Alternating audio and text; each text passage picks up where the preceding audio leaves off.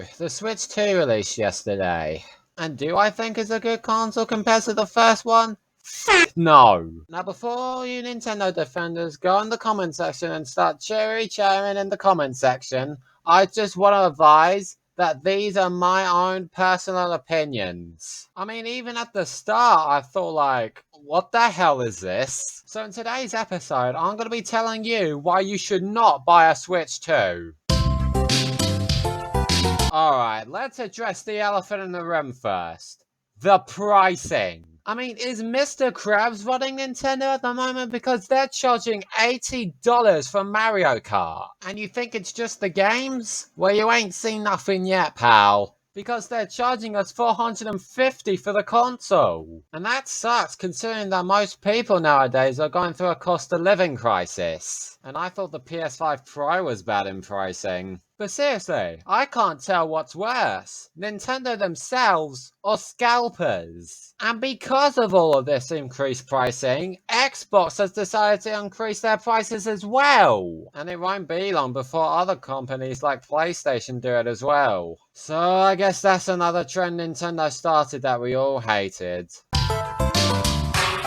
Mate, I hate payrolls, alright? They just suck. And Nintendo takes that way too far. Because not only do you need an NSO subscription to play classic games, but to also use fucking game chat. Yeah, I know. A microphone under a paywall. There's a reason why Discord exists, alright? We don't need to pay for chatting. You know, speaking of Switch Online Classic things, why are they even there in the first place? I mean, don't get me wrong, it's a good way to legally play their older games. But we had this stuff on the Switch 1 with things like Mario 3D All-Stars. And if people do own older Nintendo consoles, there's really no point in playing these games on a different format. Man, talk about unnecessary. Okay, this doesn't really concern me because I'm a good person and I don't pirate any of my stuff.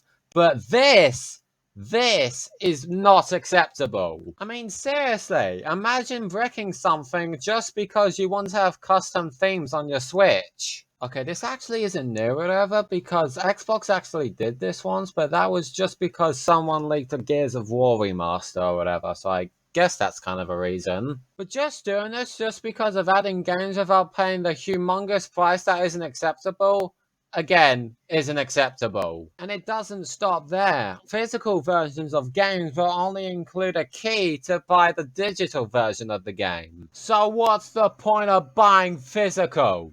I mean, seriously, how is Nintendo getting away with this? They're gonna get sued. And this is generally one of the main reasons why I hate Nintendo. They go way too far with their legal stuff.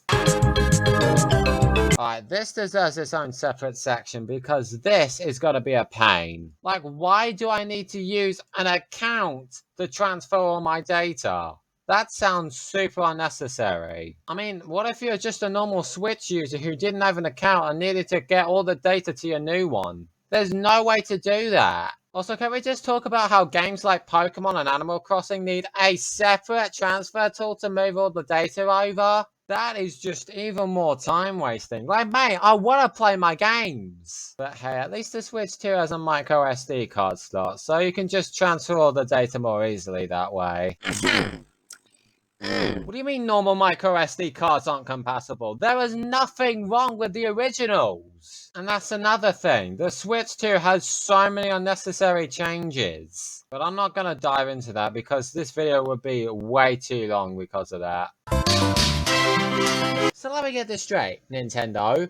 You're making your prices way too high. You're making voice chat go under a paywall. You need an account to transfer your data. And you're bricking people's Switch 2s just for having custom themes on. Am I getting that right? Yep, and we're keeping things the way it is. You motherfucker!